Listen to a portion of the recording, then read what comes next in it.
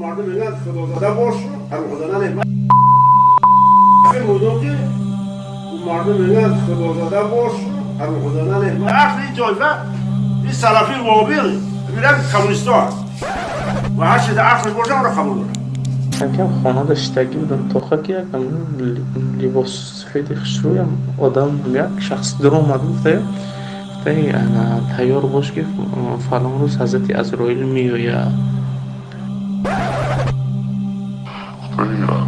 تیار باش که فلان روز حضرت عزرائیل میآید.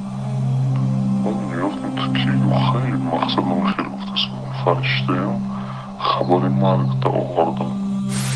این همی سویلگه ها و پیشامی و چی نمه انکار حکومت تنظیم نموش کرد این همی عقیده همی سلفی وهابی هست ولی که 50 و 60 باید حکومت وهابی شید و در اونش جاب کرد.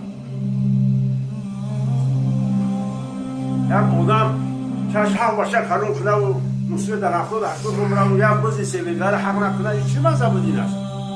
اومده از این سویلگه حلال بزی